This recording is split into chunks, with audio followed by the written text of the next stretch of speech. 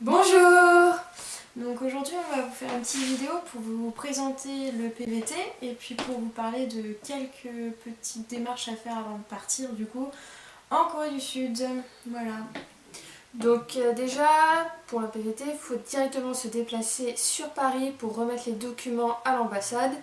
C'est hyper facile d'accès, on y a été mercredi dernier, 30 janvier, pour que nos documents, que le visa nous soit reçu courant février, parce qu'il faut partir le mois de l'obtention du visa. Il faut y aller maximum un mois avant la date de départ qui est notée sur votre billet d'avion. Sinon, vous avez un mois de moins d'entrée de territoire, quoi. Voilà, c'est dommage. Donc du coup l'ambassade, donc facile d'accès par le métro, à Paris, donc arrêt Varennes. Donc l'adresse de l'ambassade c'est 125 rue de Grenelle. Facile, on sait qu'on est arrivé quand on voit le drapeau de la Corée. Oui, vous avez de toute façon une petite plaque à l'entrée où c'est marqué du coup ambassade de Corée, une petite plaque en or, vous verrez, c'est mignon. Puis de toute façon il y a le gros drapeau de la Corée du Sud, vous pouvez pas le manquer ou sinon c'est que vous êtes aveugle. Donc quand vous arrivez, vous allez vous asseoir sur des bancs. En fait, il y a un vigile qui va vous installer, vous dire où est-ce qu'il faut vous installer. Et il y a 3 guichets. Donc le premier, c'est au niveau de la législation. Le deuxième, c'est au niveau des visas. Le troisième, c'est au niveau des passeports. Nous, celui qui nous concerne, c'est les visas. Peu importe, que ce soit visa PVT, D4, D2, travail, enfin peu importe, c'est celui-là. C'est très simple et c'est toujours la même personne qui est au niveau de ce guichet-là. C'est un monsieur. Un monsieur qui sourit pas beaucoup. Donc du coup, quand c'est à votre tour de passer, vous donnez tous vos papiers en même temps. Il va tout checker, il va regarder, il va bien lire le document application pour le visa. Il va tout regarder. Si par exemple il y a des informations qui manquent ou qui s'est pas mis comme il veut. Par exemple, moi j'avais dit que j'étais sans emploi parce que mon contrat s'unissait juste avant que je parte. Mon contrat est le 30. Donc j'avais dit que au moment du partir pour le visa, j'étais sans emploi. Mais il m'a dit qu'il fallait quand même que je marque le dernier endroit où j'avais travaillé. Et ça après... Parce que vous avez sûrement, je pense que c'est pour ça qu'il a raisonné comme ça, c'est parce que comme le dernier diplôme que Colline avait obtenu, c'était son diplôme d'infirmière, je pense que du coup le dernier emploi qu'elle a exercé c'était infirmière, donc son statut c'était infirmière. C'est ça, donc voilà, il m'a demandé de renoter ça. Mais il le fait avec vous. Voilà, s'il a besoin, s'il y a d'autres informations qu'il veut... c'est pas clair pour lui, il va l'écrire, il va prendre un crayon, il va tout vous dégueulasser votre feuille, il n'y a pas de souci. Il prend des précisions, mais il faut pas stresser, il va pas vous dire, de toute façon ils ont des papiers, d'autres formulaires sous la main je pense, donc si jamais c'est trop dégoûtant, il y a trop de trucs à modifier, je pense qu'il vous en redonne un autre, vous le remplissez, et puis au pire des cas vous refaites la queue, mais bon... je pense pas. Non, il vous fait passer souvent en prioritaire. Après, donc il va regarder s'il y a bien tous les papiers demandés. Donc les papiers à demander, donc... Du coup, vous avez premièrement un formulaire qui s'appelle Application for Visa, que vous trouvez sur le site PVTiste. De toute façon, vous avez toutes les informations pour les documents. Le mieux, c'est d'aller directement sur le site de l'ambassade, comme ça, .gouv, parce que vous avez tout qui est vraiment listé et bien précisé. Donc vous remplissez le document, le formulaire d'inscription. Après, vous avez une photo d'identité à donner, donc datée de moins de 6 mois. Donc fond blanc, vous respectez bien les normes. Ça change souvent, donc regardez, ce sera marqué sur le site de l'ambassade. En gros, vous allez au Leclerc, au Carrefour, au Auchan, et vous allez dans un photomaton et vous prenez bien une pièce d'identité conforme, officielle, et vous vérifiez bien quand il y a le petit notion visa. Parce que, oui, et puis il faut faire attention parce que c'est noté... Alors je sais que pour les cartes d'identité françaises, ils disent qu'il faut soit peut-être dégager les oreilles. Pour le visa, il faut que les oreilles soient cachées. C'est précisé sur le site du gouvernement, donc je sais pas si c'est une nouveauté ou je sais pas quoi, mais c'est précisé, donc faites attention. Ils regardent pas trop, regardez la photo. Ils s'en fichent, mais bon, on sait jamais, ils pourraient... Voilà. Ouais. Après, il faut le bulletin, le bulletin 3 du casier judiciaire. Vous avez aussi besoin de fournir un certificat par votre médecin attestant que vous êtes en bonne santé et que vous êtes apte à partir. Votre billet d'avion, bien sûr. Et bien sûr tous les documents datant de moins d'un mois, c'est-à-dire le casier judiciaire ou le certificat. Le casier. Oui, par contre le 3 3 mois le casier judiciaire. Et donc, le certificat médical datant de moins d'un mois, parce que n'allez pas prendre celui qui vous a servi au collège quand vous aviez... voilà, hein. Par exemple, nous on part en février, moi je sais que j'y suis allée fin décembre, ça va quoi. D'ici fin décembre, si vous avez un rhume, c'est pas très grave. Non. Voilà, après billet d'avion, donc aller, parce que un an, moi vous faites 6 mois de PVT, hein, mais sinon vous n'allez pas prendre sur la durée d'un an votre billet d'avion. Donc du coup si vous prenez qu'un billet aller, il faut prendre un certificat donc, fait par votre banque attestant que vous avez plus de 2500 € sur vos comptes. Donc soit en fait la banque vous fait un mot, ou soit elle vous signe et elle vous tamponne votre Ils ont l'habitude, hein. Ils ont l'habitude des PVT, il n'y a pas que pour ce PVT là qu'il y a besoin de ce papier là, ils ont l'habitude, vous leur demandez, vous partez en PVT, un visa, vous avez besoin d'un justificatif disant que vous avez au moins 2500 € sur votre compte, ils vous le font tac tac tac, ça prend 5 minutes, voilà. Ensuite, en autre document, il vous faut une assurance santé qui va couvrir la période où vous serez à l'étranger, donc soit de 6 mois, soit d'un an. Personnellement, on a pris la Global PVT, celle qui revient, on va dire, un peu moins cher que d'autres. Après, c'est la moyenne, celle qui est conseillée. Pour la Corée du Sud, elle est bien conseillée, celle-là. Par contre,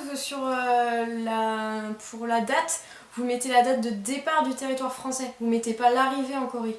Donc nous par exemple on part le 22 en France et on arrive le 23 en Corée. Mais on a mis à partir du 22 et notre assurance finit le 21 février 2020. Donc il faudra qu'on revienne à peu près à ce oui, où on sera plus assuré on va dire le 22 février 2020. C'est ça.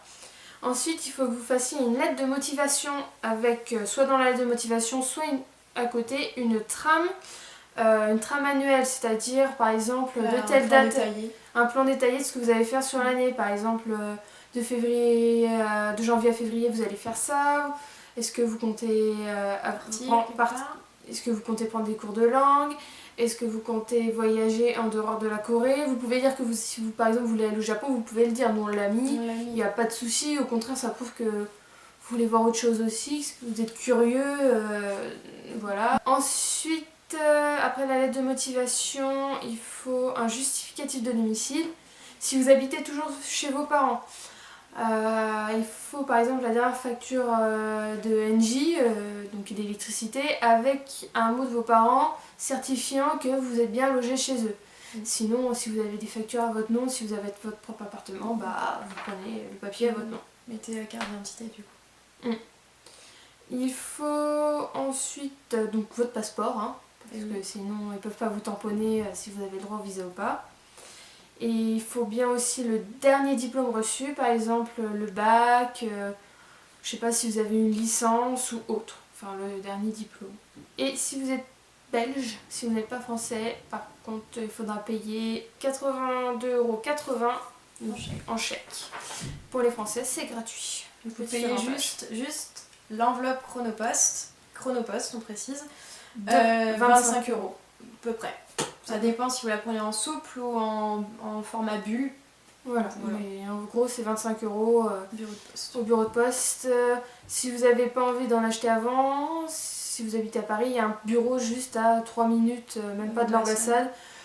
Et la fille, c'est pour le consulat de Corée, c'est pour la Corée du Sud. Oui c'est ça, bon j'ai l'habitude et elle sait très bien qu'elle...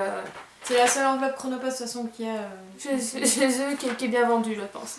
Et nous on a fait notre demande du coup le mercredi et normalement on doit le recevoir le lundi. Donc c'est vraiment très rapide en délivrance quoi. Ils sont assez rapides pour délivrer. C'était envoyé on est allé la matinée, c'était envoyé dans l'après-midi donc ils sont pas... Donc on espère que c'est bon. Voilà, on verra, on vous dira. Hein. C'est ça. Ensuite, quelques autres petits conseils à faire avant de partir, enfin que nous on a fait. Si ça se trouve, il y en aura d'autres une fois sur place, on se rendra compte qu'on aurait dû faire ceci, cela. Et pour l'instant, on trouve bien, c'est on est allé voir nos banques pour les prévenir déjà de notre départ. Ça faut le faire, hein, c'est obligatoire. Voilà, et vérifier que vous avez bien une carte bancaire sans frais. 25 ans. Ouais, sans frais, parce que sinon, en Corée du Sud, dès que vous allez faire un achat, même de 3 €, vous allez casquer 1 € de frais à chaque fois. Donc sur un an, ça fait Ça cher. fait mal, ça fait mal. Ça vous diminue quand même pas mal votre budget de... Voilà. Après, C'est si dommage. vous pouvez, essayez de prendre une carte, vous voyez, avec votre banque, mais une carte qui couvre Tout. qui couvre tout. Par exemple, un retrait, par exemple, par semaine assez important. Enfin, faites pas un retrait si vous avez une carte qui vous permet de 100 € de retrait. Ça va être compliqué. Essayez d'élargir le plafond. Et pareil, le plafond de découvert. On ne sait pas ce qui peut se passer là-bas. Essayez d'avoir un plafond assez haut. Assez haut. Donc soit la carte gold Mm. à prendre, parce que dans ces cas-là, vous pouvez avoir un plafond qui est quand même assez élevé. Ou sinon, si la carte gold, parce que des fois, elle est selon les banques, elle a petit prix, des fois, elle est très chère. Moi, je sais que Colline l'a eu à pas cher. Moi, c'était trop cher. Ce que j'ai fait, moi, comme alternative, c'est que quand vous partez à deux, ça c'est bien, c'est que moi, j'ai 2 cartes bancaires. Comme ça, s'il y en a une qui bloque, bah, il y a toujours l'autre en secours en attendant qu'ils envoient la nouvelle. C'est ça. La nouvelle, si vous envoyez une nouvelle carte, ce sera sur une adresse en France. Hein, ils vous l'enverront pas C'est en vos Corée. parents ou Si par vos exemple, amis qui vous voilà. l'enverront, quoi. C'est l'adresse que vous mettez pour la banque et après ce sera à vous de vous débrouiller pour la faire acheminer la carte. Donc voilà, prévoyez le coup à l'avance. Et n'hésitez pas à noter à la banquière toutes les questions que vous avez sur un papier parce que des fois dès qu'on arrive devant, on sait plus ce qu'on voulait demander quand on sort et merde je voulais lui demander ça. Donc voilà, n'hésitez pas. Ouais. Donc ça c'est si vous partez seul, hein, enfin voilà. Mais si vous partez à deux aussi, n'oubliez pas, c'est que nous ce qu'on a fait, c'est que comme on part ensemble, on a affilié nos comptes bancaires parce qu'on n'était pas dans les mêmes banques. Et ce qu'on a fait, c'est que pour se faire des virements en interne, parce qu'on sait jamais, moi par exemple, je sais que c'est moi qui peux avoir le plus gros souci, c'est que comme j'ai pas une carte gold, j'ai pas un plafond super élevé. Il est assez élevé, mais bon, on sait jamais. Ça pourrait bloquer ou je ne sais quoi, ou je perds ma carte bancaire, ça peut arriver. Et du coup, ce qu'on a fait, c'est qu'on s'est assuré qu'on puisse se faire des virements en interne. Parce que si vous demandez pas à votre banque on va dire de pouvoir faire des virements entre vous, si vous n'êtes pas de la même banque, ben vous recevez des codes téléphoniques. Mais sauf qu'en Corée, vous n'aurez pas votre téléphone Non, vous avez ligne française quoi. Donc voilà. Faites bien ça en désactivez ce qu'on appelle le certicode, désactivez bien le certicode par exemple, même si c'est vos parents, si vous avez vos parents affiliés sur votre compte, si pour une raison X ou Y ils sont obligés de vous transférer des sous ou de vous après vous voulez leur retransférer ensuite, il faut le code, enfin vérifiez bien avant de partir quoi. Voilà, vérifiez bien que vous avez désactivé ce code là. Donc prévenez pareil votre banque avant de partir. La banque aussi.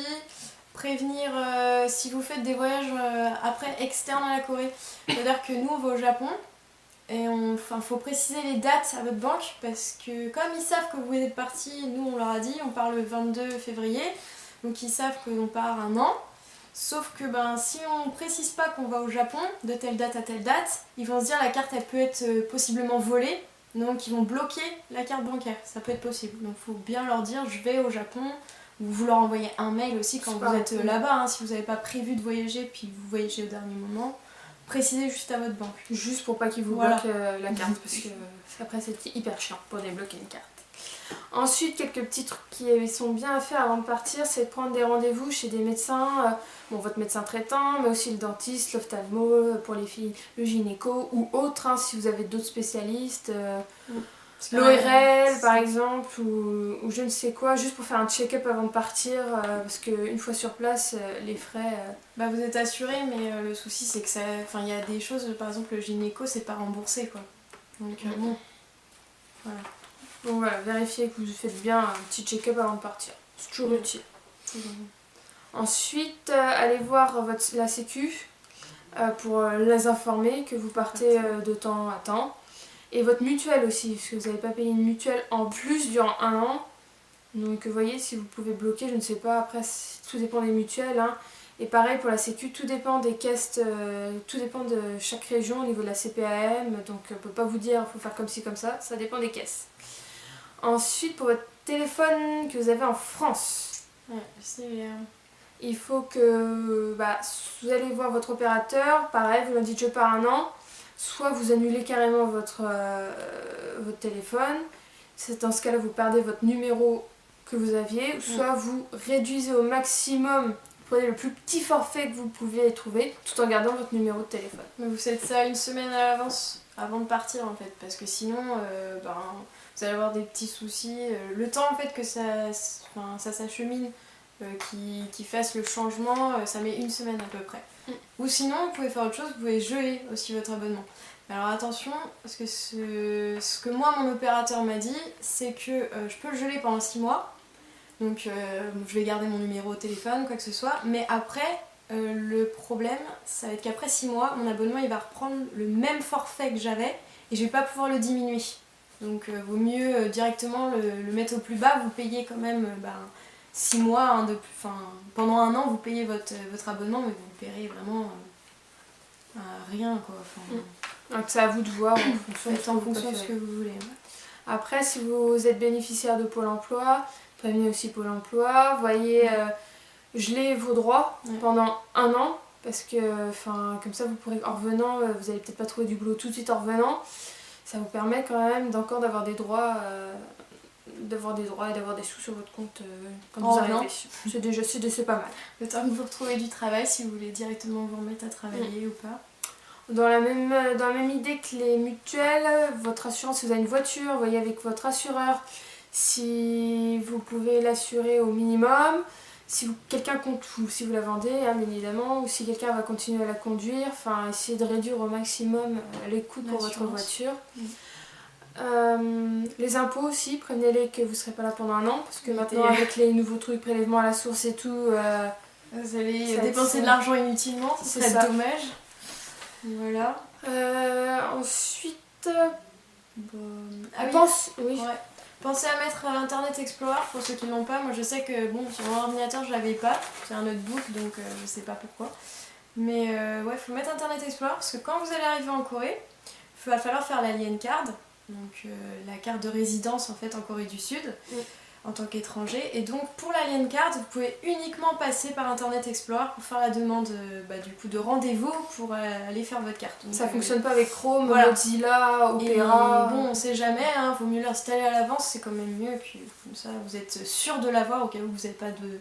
Ça m'étonnerait que vous n'ayez pas de Wi-Fi en Corée du Sud, mais on sait jamais. La Wi-Fi partout. Voilà. Ensuite, nous, ce qu'on a fait, c'est qu'on a pris de la monnaie à l'avance. On a commandé de la monnaie via Internet. Comme ça, on est sûr comment on a du cash en arrivant. C'est toujours utile. Toujours utile d'avoir la monnaie sur soi. Même si on entend dire que oui, les Coréens, ils font tout par carte bancaire.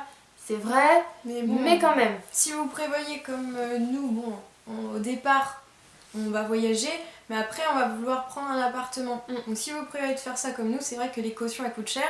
Donc au lieu de se dire vous retirez un peu d'argent de temps en temps, vous mettez un petit peu de côté, puis vous retirez pas 1000 € comme ça d'un coup pour votre caution. Ça évite d'exploser son plafond en semaine, quoi. C'est ça. Voilà. Ensuite, nous comme on compte aller au Japon, on a prévu un adaptateur spécifique pour le Japon. C'est les mêmes adaptateurs que pour l'Angleterre, c'est la même chose. Voilà. Donc prévoyez dans la valise si vous avez encore une petite place. C'est mieux de l'avoir à l'avance que d'en acheter un là-bas. Puis nous on part au Japon, on a pris aussi des yens.